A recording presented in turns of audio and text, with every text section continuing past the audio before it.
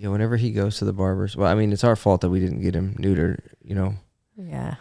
And now it's just too late. But whenever we take him to the groomer, I've just got it's not like it's like they like bick his balls. They like shave his balls. I'm like, the precision and care that goes into.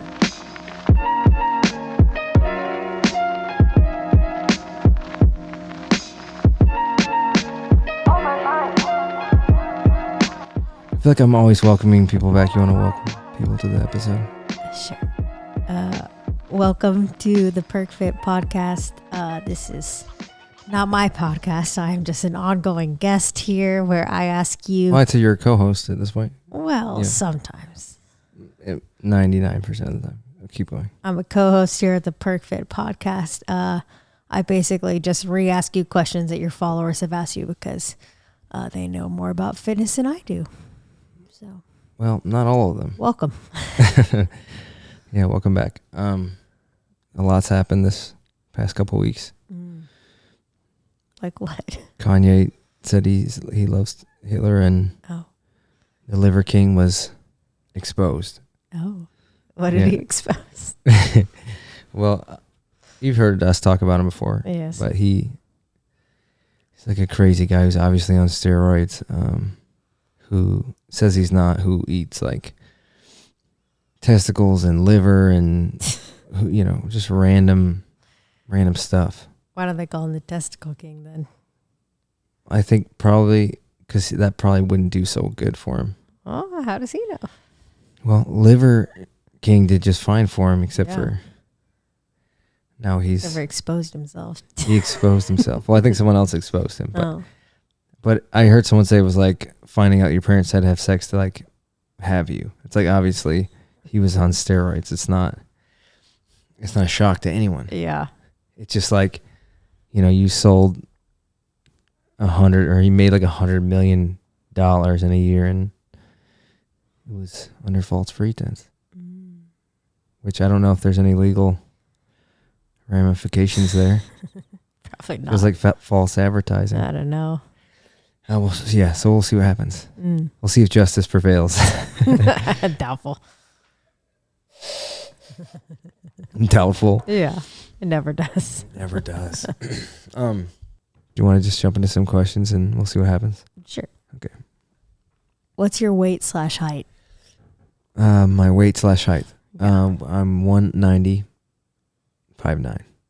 190 what? 190 pounds. Oh. Yeah. Yeah. That's how many pounds I am currently. Wow. And that's probably the peak of my bulk that I reached. I just started to cut, so I'm going down from 190.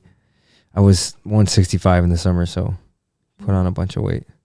Mostly muscle. A little bit of fat, too. Where did it all go? Muscle or the fat?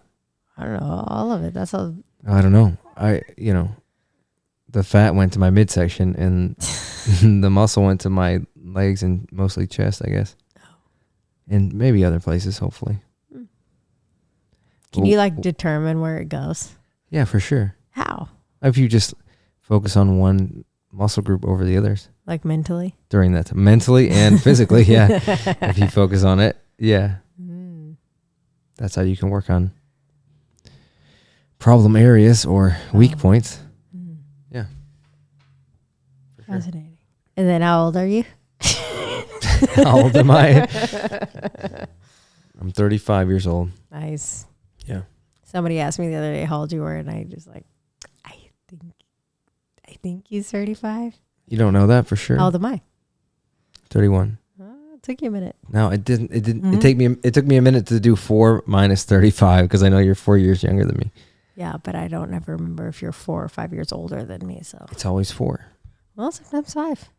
Is it? Depending on I don't know. time of year. Maybe. Okay.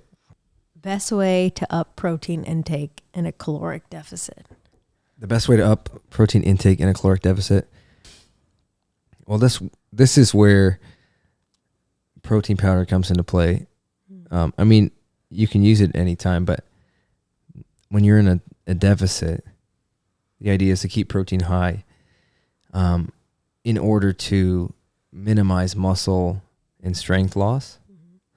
And also, protein is a thermogenic. So the more you get, the more. What's a thermogenic?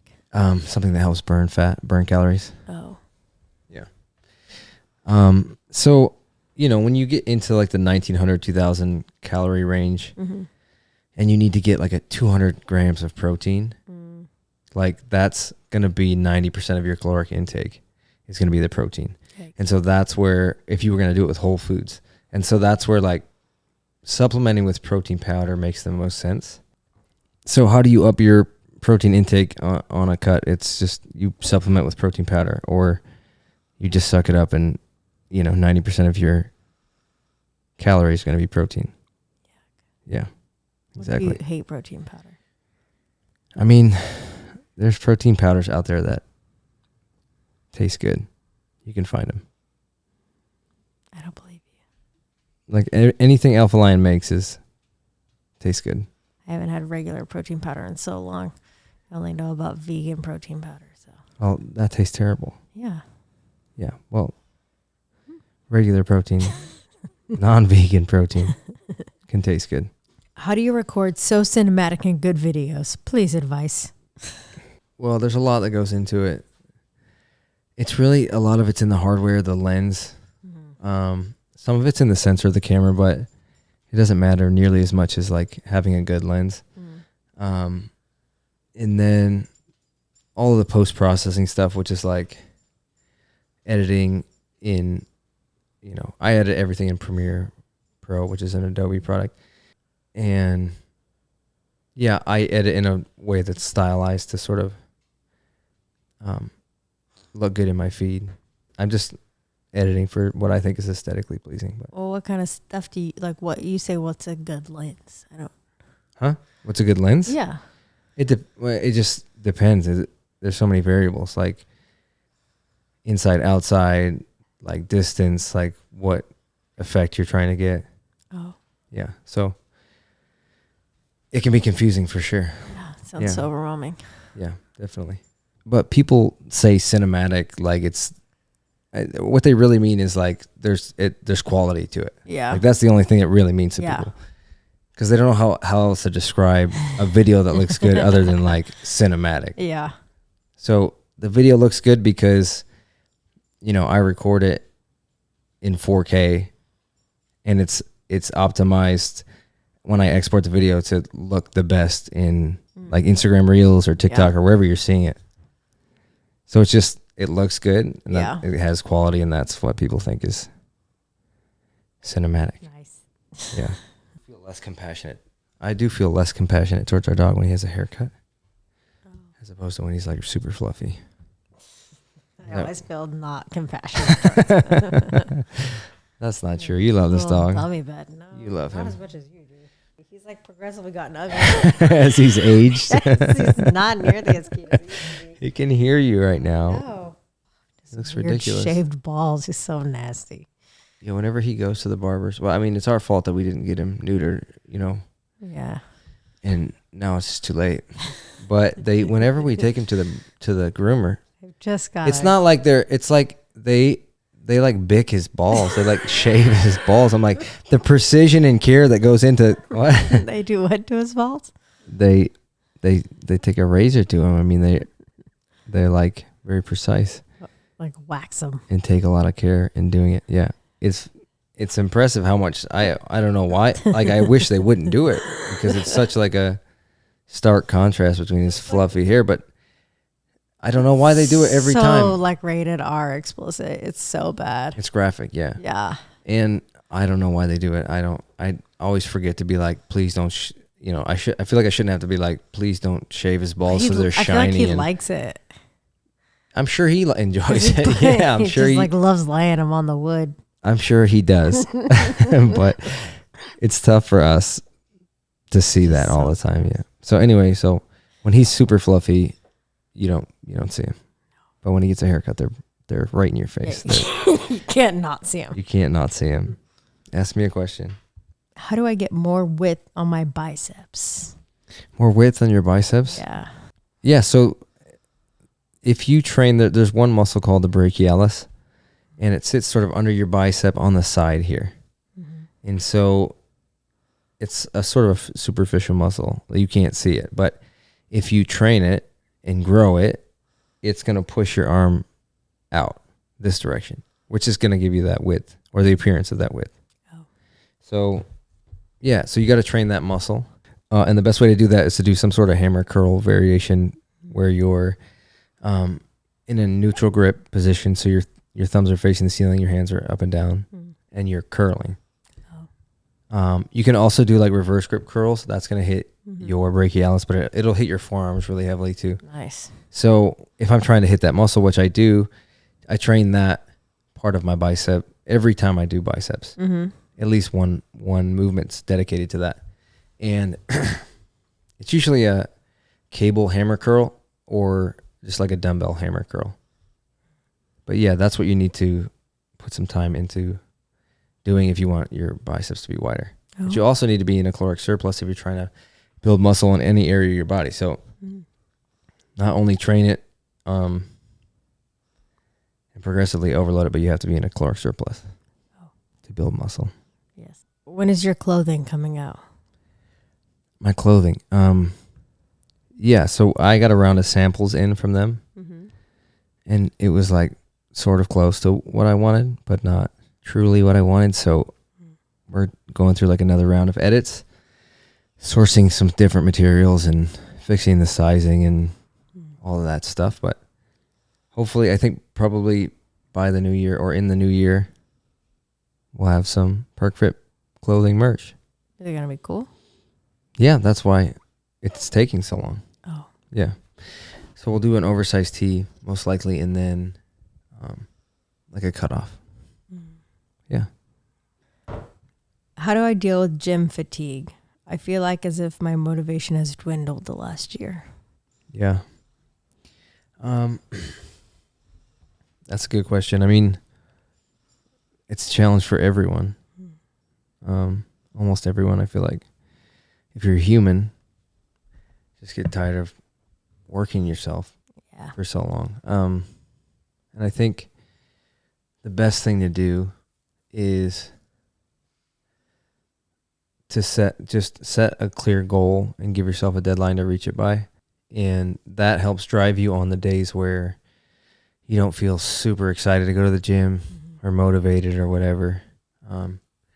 If you have written down somewhere or, an image of a physique that you'd like to attain, if you can like check back with that, I feel like that is what keeps me going when I don't feel like really going to the gym. Yeah. Do you take pre-workout, and what is your opinion on it? Yeah, for sure I do. My opinion is I think everybody should take it or some form of it, probably. Why? Because there are just major benefits of taking it. Like what?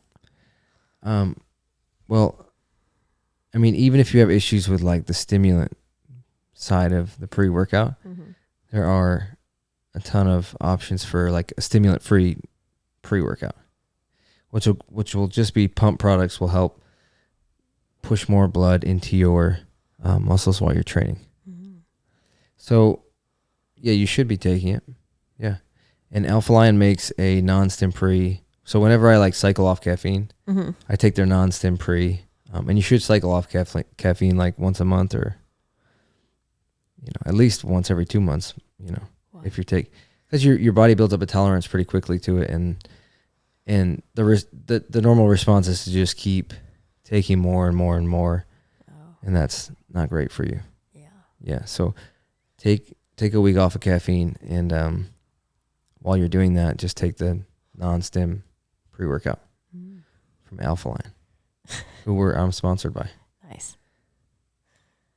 Yeah. Use code PERK for 15% off. So anyway, it was good to just like pop back on the podcast. Yeah. And answer a couple of questions and just remind you that we exist and we have a podcast, and yeah. Some people are entertained by it, so we keep making it. Some aren't. Most aren't, but some are. So, well, if we don't see you before Christmas, happy holidays. Yeah, Merry Christmas. Because we may not, because it's the holidays. Yeah, Unless we decide to do like a holiday special. Yeah, that might happen. I don't think it sounds like it's not going to happen. Yeah. So we'll probably see you after Christmas. Yeah. And we'll come back and we'll answer more questions, and maybe by then this will develop into some sort of show with like reoccurring segments. Yeah. If we could figure that out. Yeah. But for now, we're still shooting from the hip. Nice. I'll see you on the next one. Okay.